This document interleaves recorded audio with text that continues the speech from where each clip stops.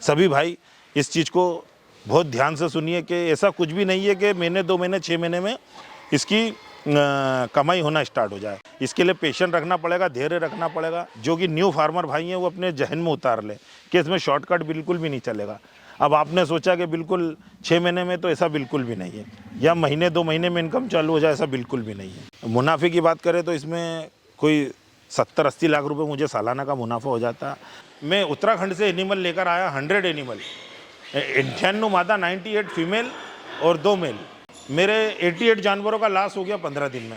15 दिन में 88 जानवर मेरे ख़त्म हो गए। मैंने अपने सुख की जान कहाँ दुख में डाल ली। मैंने पूरे अपने जीवन भर की पूंजी को भी इसमें लगा दिया और उसमें लॉस हो गया। दोस्तों, अगर इंसान के इरादे और हौसले बुलंद हो तो क्या कुछ नहीं किया जा सकता। दोस्तों, आज की स्टोरी एक ऐसे ही किसान भाई की है जिसके पास एक टाइम पे ना तो रहने के लिए पक्का मकान था, ना पहनने के लिए अच्छे कपड़े थे और ना खाने के लिए भरपेट खाना था, लेकिन आज उसके पास करोड़ की गाड़ियां हैं, बैंक बैलेंस है, प्रॉपर्टी है, जमीन जायदाद है, सब कुछ है। वो सब पिग फार्मिंग की देन है। तो दोस्तों, आज की इस वीडियो में हम बात करने वाले हैं पिग फार्मिंग को लेकर, और साथ में आपको उस किसान भाई से मिलाएंगे, जानेंगे उनकी इस पिगरी फार्म के मॉडल के बारे में। भैया नमस्कार। नमस्कार प्रवेश जी, आपका धन्यवाद है, आपका और आपके चैनल का, जो आप हमारे इंदौर मालवा पिग फार्मों पे पधारे हैं। बहुत बहुत धन्यवाद है आपका। भैया जैसा सुना था वैसा ही पाया, फार्म आपने ज़बरदस्त बनाया है। मैं आपको बधाई देता हूँ, बधाई के पात्र हैं। इस टाइम भी जो अभी बड़ा कठिनाई और टाइम चल रहा है पिग फार्मरों के लिए, उस टाइम पे भी आप अपने फार्म को प्रॉफिट में लेके चल रहे हैं और बहुत अच्छा मैनेजमेंट आपने किया हुआ है। तो आज पूरी बात करें डिटेल में, कैसे कोई हमारा भाई पिग फार्म करना चाहता है, कर सकता है, और कैसे उसको सक्सेसफुली बना सकता है। फार्म कहाँ पे, इंदौर में है ये? जी, इंदौर में, इंदौर एयरपोर्ट रोड पर है, ग्राम हिंगोनिया, ग्राम पंचायत जम्मूड़ी हफ्सी। यहाँ से स्टार्ट हो जाता है अपना फार्म? जी। ये दरवाजे तो आपने काफ़ी बड़े बड़े लगा रखे हैं यहाँ पे। और सिक्योरिटी रीज़न? सिक्योरिटी रीज़न, कैमरे लगे हैं, 10 कैमरे हैं सिक्योरिटी के लिए, और 3 परिवार रहते हैं जो कि मेरे पूरे फार्म को देखती है, संभालती है। 24 घंटे रहते हैं? 24 घंटे यहीं रहते हैं। पिग फार्मिंग आप जो कर रहे हैं वो कब से कर रहे हो, कैसे आपको ख्याल आया पिग फार्मिंग का? प्रवेश जी, इसको करते करते मुझे 4 साल हो गए। 2021-22 जनवरी से मैंने काम स्टार्ट किया था। मतलब फार्म मैंने बना के कंप्लीट रख लिया था। उसमें एनिमल 21 जनवरी 2021 में डाले। और अगर बात करें आपके एजुकेशन की, पढ़ाई लिखाई की, तो वो आपने कहाँ तक करी हुई? मैंने 10th तक पढ़ाई की है। इस कामकाज को लेकर के ज़्यादा पढ़ लिख नहीं पाया। मेरे पिताजी ने तो काफ़ी प्रयास किया मुझे पढ़ाने का, पर मैं व्यापार में उतर चुका था, तो मैं ज़्यादा अपनी पढ़ाई पे फोकस नहीं कर पाया। अच्छा, ये चीज़ भैया इक्का दुक्का ही फार्म पे देखने के लिए मिलती है, इसका भी मैनेजमेंट जानेंगे। ये आपने क्या लगाया हुआ है और क्या करते हैं पिग फार्मिंग में, इसका क्या इस्तेमाल है? जी, बहुत अच्छा। ये नेपियर घास है। ये नेपियर घास है जो कि हमारी प्रेग्नेंट फीमेल मादाओं को खिलाई। हम सुबह मॉर्निंग में पहले नेपियर घास खिलाते हैं। इसमें 17% प्रोटीन रहता है। 17% प्रोटीन रहता है, जिससे कि पेट में वजन भी रहता है। 1-1.5 किलो सुबह फीड और 1-1.5 किलो शाम को फीड, और नेपियर घास खिला देते हैं कूटी करके, काट के, तो एनिमल का पेट अच्छे से ठीक से भरा रहता है। और इसमें क्रॉस कटिंग भी आती है, प्लस इसमें 17% प्रोटीन है। भैया एक चीज़ मैं आपसे पूछना चाहता हूँ कि जब भी पिग फार्मिंग का ख्याल आता है जी, 2 चीज़ें निकल के आती हैं। जी। पहला, कुछ लोग कहते हैं कि इसमें करोड़ों की कमाई है, और कुछ लोग कहते हैं इसमें करोड़ों की कमाई नहीं है, सिर्फ एक बेकार का धंधा है, इसमें सिर्फ पैसा बर्बाद करना है और कुछ नहीं है। नहीं, ऐसा नहीं है, ऐसा नहीं है, बिल्कुल भी नहीं है। करोड़ों की कमाई है, प्लस इसमें जितनी कमाई है उतना लॉस भी है, घाटा भी है। कमाई इस हिसाब से है कि आप आपका अच्छा मैनेजमेंट रखिए, अच्छा रख रखाव रखिए, अच्छा मार्गदर्शन लीजिए किसी फार्मर से। अब आपने स्टार्ट कर लिया है और आपको अनुभव नहीं है, तो आपको नुकसान तो होना है, ये तो सभी को पता है। इसलिए पूरा एक्सपीरियंस रखिए, अनुभव रखिए और पेशेंस रखिए। इस धंधे में सबसे ज़्यादा और सबसे महत्वपूर्ण जो बात है वो है धैर्य, पेशेंस रखना। अब आप सोचोगे, आप आज आपने फार्म की शुरुआत की है, आज आपने फार्म डाला है, तो आपकी महीने 2 महीने 6 महीने में आपकी कमाई होना स्टार्ट हो जाए, तो ऐसा बिल्कुल भी नहीं है। सभी भाई इस चीज़ को बहुत ध्यान से सुनिए कि ऐसा कुछ भी नहीं है कि महीने 2 महीने 6 महीने में इसकी कमाई होना स्टार्ट हो जाए, इसमें अपनी आवक आना स्टार्ट हो जाए, ऐसा नहीं। इसके लिए पेशेंस रखना पड़ेगा, धैर्य रखना पड़ेगा।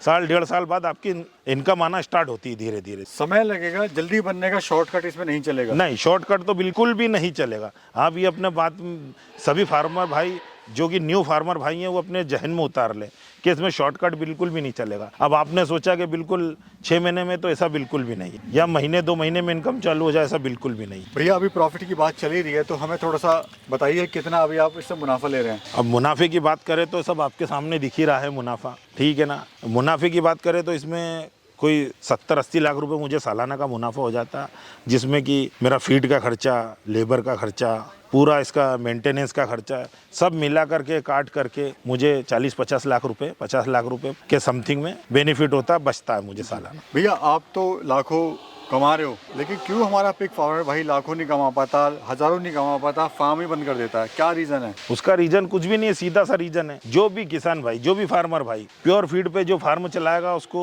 नुकसान होना ही है। उसमें 40-60 का रेशो रहता है, फीड में 40% कमाई होती है और 60% लागत लगती है, तो इस प्रकार से फेल होता है। हमारे इस इंदौर मालवा पिग फार्म का जो कामयाबी का रास्ता है और जो गुरु मंत्र है वो ये है कि हम आधा फार्म चलाते हैं ड्यूस की फीड पर और आधा फार्म चलाते हैं हम वेस्टेज पर। 30 किलो तक के बच्चे को हम फीड खिलाते हैं, फिर 30 किलो के बच्चे के बाद हम उसको वेस्टेज पे ले आते हैं। और दूसरी बात कि जो हमारी फीमेलें हैं, फीमेलों को सारी को हम जितनी भी फीमेलें हैं 130-40 फीमेल के लगभग है इस फार्मों पे, उन सारी फीमेलों को हम फीड खिलाते हैं, उनको वेस्टेज नहीं खिलाते। यानी कहीं ना कहीं कॉस्ट कटिंग ही एक रास्ता है इसका। सिर्फ हम इस फार्म का कामयाबी का रास्ता सिर्फ क्रॉस कटिंग ही है और वो की जो कि वेस्टेज से। हम देख रहे हैं भैया फार्म पे आपने काफी अच्छा पैसा लगा दिया है जी, और बड़ी बड़ी बाउंड्री आपने करी हुई है जी, तो इस पे भी काफी खर्चा आया होगा फार्म जी। पे भी। खर्चा आया है ना, सारा खर्चा आया, पर हम सारा खर्चा इसी फार्म ने पूरा करके दिया, इन्हीं एनिमलों ने पूरा करके दिया। जो लागत लगी थी इसमें अप्रोक्स कितनी लागत लगी थी आपकी पूरे फार्म को बनाने में? इसमें लगभग 50 लाख के लगभग लागत लगी थी। 31,500 स्क्वायर फीट में बना हुआ है।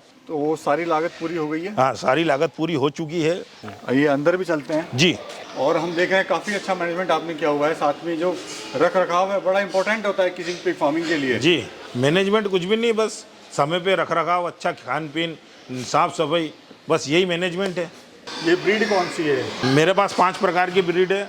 लार्ज वाइट है, ड्यूरोक है, हेम्पशायर है, बर्कशायर है, F1 है। इतनी सारी ब्रीड रखने का क्या फायदा है, क्या लाभ मिल रहा है? ये फार्म इंदौर शहर में, तो हमारे एमपी में इन ब्रीडों की डिमांड है। हमारे वहाँ कलरफुल एनिमल ज़्यादा पसंद करते हैं लोग, तो इनकी डिमांड है, इसलिए मुझे ये इस प्रकार की ब्रीडें रखना पड़ा। भैया हम देख रहे हैं आपने काफी स्ट्रगल करा है जी। आपका जो संघर्षपूर्ण जिंदगी रही है बड़ी दिलचस्प रही है जी। और ऐसे में यहाँ तक पहुँचना उससे ज़्यादा मुश्किल है, तो थोड़ा सा हम जानना चाहेंगे आपका जो संघर्षपूर्ण जिंदगी रही, ताकि जो हमारे लोग हैं जो ये सोचते हैं कि हम जिंदगी में कुछ नहीं कर पाते, कुछ नहीं कर सकते क्योंकि हमारे पास पैसा नहीं, हम क्या करें? जी, उसे बताइए अपनी। ऐसा नहीं है। हमने भी इस पोजीशन पे, इस मुकाम पे पहुंचने के लिए बहुत मेहनत करी, बहुत संघर्ष करा। हमारे पिताजी ने बहुत मेहनत करी, बहुत संघर्ष करा। हमारे पिताजी ने हमें एक प्लेटफॉर्म तैयार करके दिया जिसपे कि हमने हमारी गाड़ी दौड़ाई और वो गाड़ियाँ आज तक दौड़ रही हैं। ये सारा संघर्ष और सारा परिश्रम हमारे पिताजी का। आपने खुद मेहनत करके इसको आगे बढ़ाया है, फिर हमने उसको मेहनत करके दिन दोगुना और रात चौगुना करा।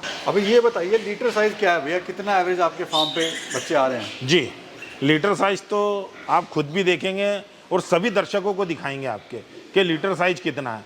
किसी भी एनिमल को उठा के देख लेना, 10, 11, 9, 10, 11, 9, 10 का लीटर साइज आता। आप किसी भी एनिमल को देख लो, आप गिनती कर सकते हैं। ये देखिए, ये गिनिए। और इधर भी इधर आइए, ये देखिए, इसे ना आज ही डिलीवरी दी सवेरे। ये देखिए, इसको देखिए, इसको देखिए। चलो चलो बेटा, ये देखिए। यानी आइए। जो मैनेजमेंट है आपका जी। वो कहीं ना कहीं बेटर है तभी। जी तो ये मुझे बताइए भैया, जी, सफलता के मूल मंत्र समझाइए, क्यों आप सक्सेस हैं ऐसे टाइम पे भी जब अपना जो हर तरह की मार्केट जो है काफ़ी डाउन हो चुकी है? सफलता का मूल मंत्र मैंने आपको बताया कि क्रॉस कटिंग। हम क्रॉस कटिंग करते हैं एनिमल को, जैसे हमारी प्रेग्नेंट मादाएं रहती, हम उनको नेपियर घास खिलाते हैं। करीब करीब एक मादा 3-3, 4-4 किलो नेपियर घास खाती है। दूसरी बात, दोनों टाइम फीड खाती है।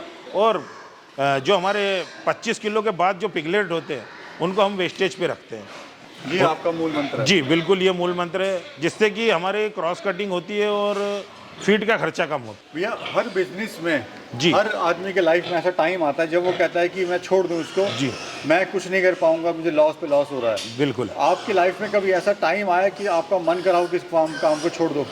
जी, बहुत अच्छा सवाल है। आपके इस प्रश्न ने मेरे मन को छुआ, दिल को छुआ।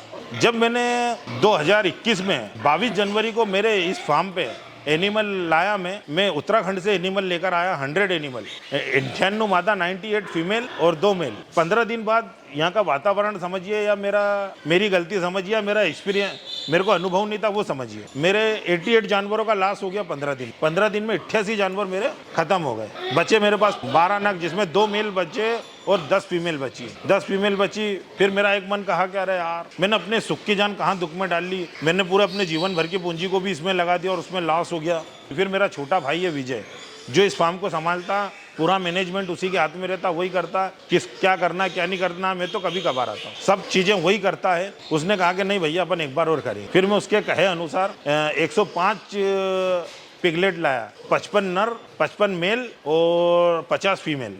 मैंने 6 महीने कड़ी मेहनत करी, मेरे छोटे भाई ने उस पर 6 महीने कड़ी मेहनत करी। उसके बाद हमने जो 55 मेल थे उसमें से 2 मेल खस्सी करने में एक्सपायर हो गए। हमने 53 मेल 7.5 लाख रुपए में बेचे। यानी रास्ता आपने छोड़ा नहीं है। रास्ता छोड़ा नहीं। ये मैं जो 105 पिगलेट लाया था वो 3,60,000 के लाया था।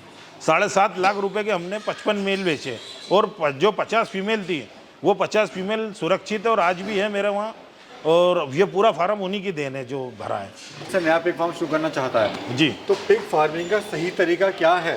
मतलब लोग कहते हैं ना कि तरीका ही आपने गलत चुन लिया जी। है, तो सही ट्रैक क्या है, सही तरीका क्या सही है? तरीका बस यही है कि धैर्य रखना पड़ेगा आपको, सबसे सर्वप्रथम पेशेंस रखना पड़ेगा और किसी अच्छे फार्मर की सलाह बिना और उससे गाइडलाइंस बिना आप व्यापार नहीं कर सकते। इसको आपको कुछ पता ही नहीं है और आप व्यापार कर रहे हो तो आप और फार्म खोल रहे हो तो आपको तो ओबियसली लॉस में ही जाना। एक चीज़ और मैं पूछना चाहता हूँ, क्योंकि लोगों के बड़े सवाल आते हैं कि मेरे पास 5 लाख रुपए है, जी, मेरे पास 10 लाख रुपए है, जी। क्या मैं पिग फार्मिंग कर सकता हूँ? 5 लाख रुपया है, 10 लाख रुपया है, 2, 5, 10 लाख रुपए में पिग फार्म में कुछ भी नहीं होता।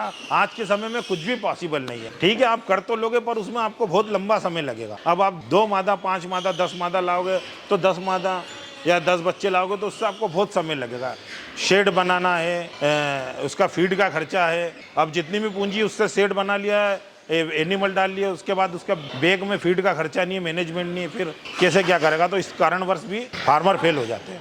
अच्छा, थोड़ा सा ये और गाइड करिए, अगर किसी को पिग फार्मिंग करना है जी, तो पिग फार्मिंग का प्लानिंग जो है वो क्या क्या प्लानिंग करें, वो बड़ा ज़रूरी है। एक तो अपने आप को संभालना है, धैर्य रखना है। दूसरी बात, अच्छी ब्रीड का चयन करना है, अच्छी नस्ल लेकर के आइए, उनका रखरखाव का ध्यान रखिए, खान पीन का ध्यान रखिए, यही नॉर्मल बातें हैं। अच्छा, हम देख रहे हैं भैया, ये तो पूरा सेक्शन आपने जी। जालियों का बनाया हुआ है जी, और उधर हम देख रहे हैं, उधर क्या मतलब मैं कौन सा एक सेक्शन है? हाँ जी, इधर मैं आपसे एक बात कहना चाहूँगा कि जो भी नए फार्मर भाई हैं, किसान भाई हैं, जो पिग फार्मिंग करना चाहते हैं, पिग फार्म में इंटरेस्ट है उनको, उनसे मैं एक ही चीज कहना चाहूँगा कि शुरू में आप ये जो लोहे का गेज है, इन्हीं गेज का करिए। आप डायरेक्टली रोड़े गिट्टी पत्थरों का मत करिए, ईंट पत्थरों का मत बनाइए, आरसीसी मत बनाइए। शुरू में आप इस प्रकार से काम करिए। क्या होता है कि जरूरी नहीं है कि सभी पिग फार्मिंग में सफल हो। यदि कुछ लोग विफल होते हैं तो वो ईंट पत्थर रोड़े किसी भी काम में नहीं आते हैं। ये चीज़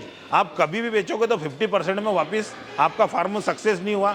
मैं तो प्रभु से यही कामना करूँगा कि जितने भी लोग खोलें सबके फार्म सक्सेसफुल रहें। यदि किसी कारणवश उसका फार्म सक्सेस नहीं होता है तो इसको बेच के कम से कम आधी कीमत वापस खड़ी कर सकता है वो किसान भाई। हमारे जो दर्शक देख रहे हैं उनको आप क्या सलाह देना चाहते हैं भैया? सलाह क्या देना चाहते हैं? सलाह तो बस यही है कि दिन रात मेहनत करो और खूब तरक्की करो। बस मेरी तो शुभकामना है फार्मरों के और किसानों के साथ यही है। मुझसे कई बड़े फार्मर हैं, मुझसे कई बड़े ज्ञानी फार्मर हैं, पर मैं जो न्यू फार्मर जो नए फार्म चालू करना चाहते हैं बस उनके साथ मेरी शुभकामना है। बहुत बहुत शुक्रिया और बहुत अच्छी जानकारी आपने दी। हम यहाँ पे आपका नंबर दे देंगे वीडियो में, अगर कोई भाई सर से कांटेक्ट करना चाहता है डायरेक्टली तो वो कांटेक्ट कर सकता है। जी बिल्कुल, यदि कोई भी किसान भाई, कोई भी फार्मर एनिमल संबंधित मुझसे संपर्क करना चाहता है, भैया हमारे एनिमल को ये दिक्कत हो गई, हम किस प्रकार से करें, कैसे स्टार्ट करें, कैसे स्टार्टअप करें, मेरा नंबर स्क्रीन पे दिया हुआ है। मुझे कभी भी आप एनी टाइम कॉल कर सकते हैं। मैं जितना बन पड़ेगा आपकी तहे दिल से मदद करूँगा, हेल्प करूँगा।